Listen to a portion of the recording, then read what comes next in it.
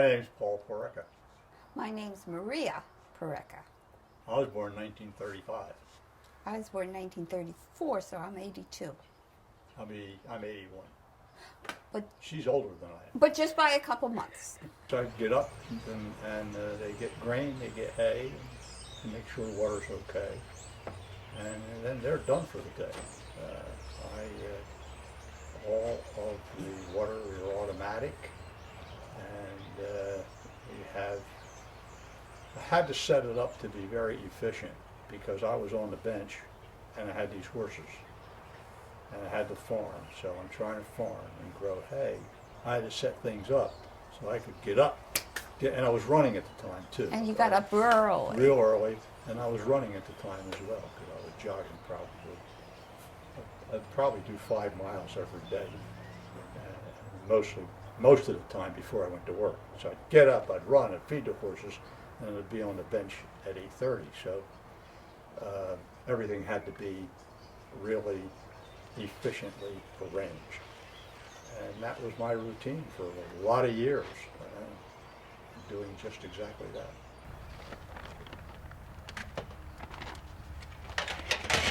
I started practicing law in New Jersey in 58, 59, and then became a judge in 1974. Then I ran for a number of other offices after being a city commissioner. I ran for freeholder, lost. Ran for Congress, 2nd Congressional District, lost. I ran for the state senate. Lost? Lost.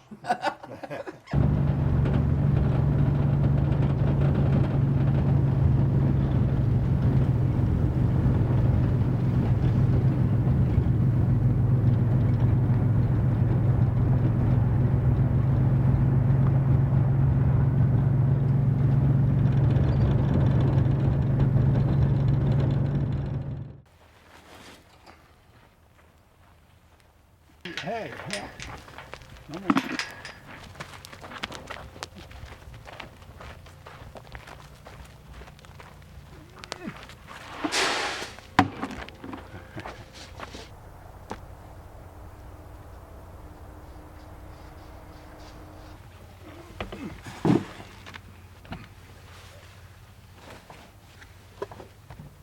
I grew up, born and raised in Millville, been here all my life except for going away to school. And so I've really lived no place else other than Millville, except as a college student. I was born and raised in Vineland, New Jersey, which is right next to Millville. Lived there all my life before I went away to college. And then finally in the senior year, I asked her to marry me. And I did. We got married in 56, so it was 60 years this year. 60 years. And in September, I went off to school. In I went off to law school. She came along, of course, and she went to work so we'd have some money. Right? Right. Once I quit work, I never worked again. That was the end of my career. Because she was a homemaker full-time. I still do. Full-time, more than a full-time job. She took care of things. Because I was out a lot. I did planning board work at night, municipal court at night. So I'd be gone all day and half the night. So she had to run the house, which she did quite well. I'm not an animal person. Actually, I had nothing to do with them. I wouldn't do the horses because they were too big for me. So whenever he doesn't like something, he says, it's okay, but don't make it too often. And then I know he doesn't like it at all. But I eat it all. I remember one day making hay. They say making hay. You don't say growing hay. You make hay. And there's a reason for that. It has to be dried right. It has to be baled at the right moisture. And you work at it. So I remember one day I used to sit in Brixton as a judge. It's only about, maybe at most, 10 miles away. And I had to fluff my hay up that day, and I had a trial going on. So lunchtime, instead of eating lunch, I jumped in the car, ran back here, fluffed my hay, jumped in the car, went back to the courthouse, and started back in the afternoon on time. And that's what you had to do when it was hay time. Isn't it beautiful? And then little by little, That cleared the ground. And made hay more for the pastures. horses. Then we had too much hay, so we started to sell hay. And then we had too many fences with pastures, so then we rented horses. And then he'd go out and buy another tractor and put it in the barn. I never knew it. One day I went for a walk. I said, "There's an extra tractor in the barn."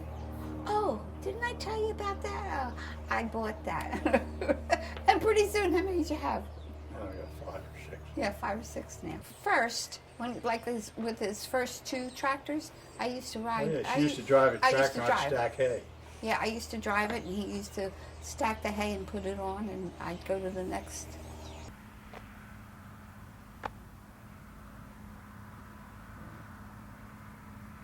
Right? Yeah, but sugar beet. Sugar beet.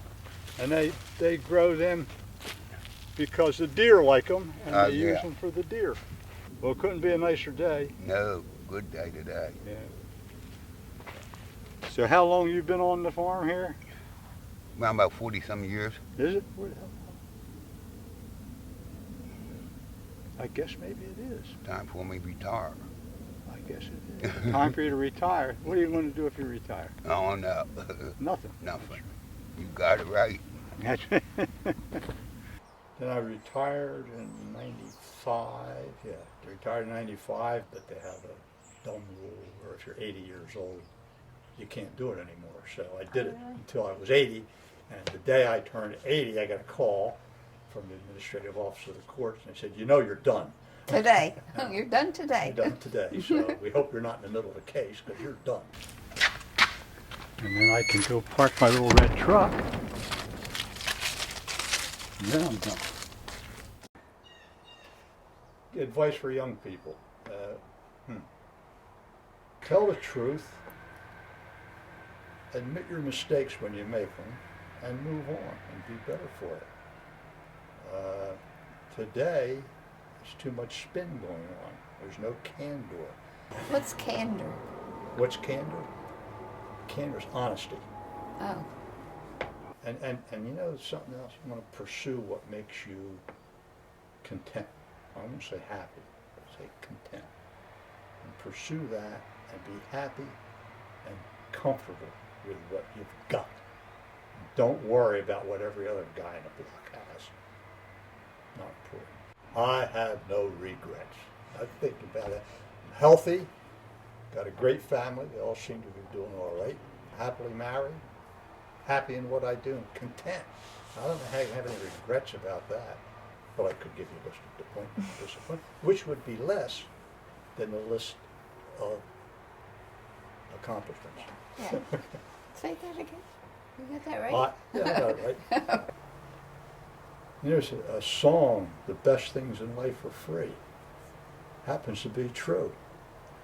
It just happens to be true.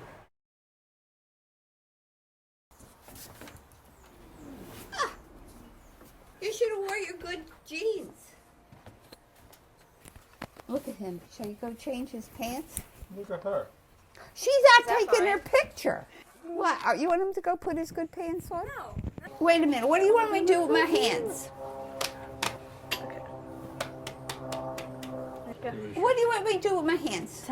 Here, here, here. Yeah, but now we match like little twins. I don't know what to do with my hands.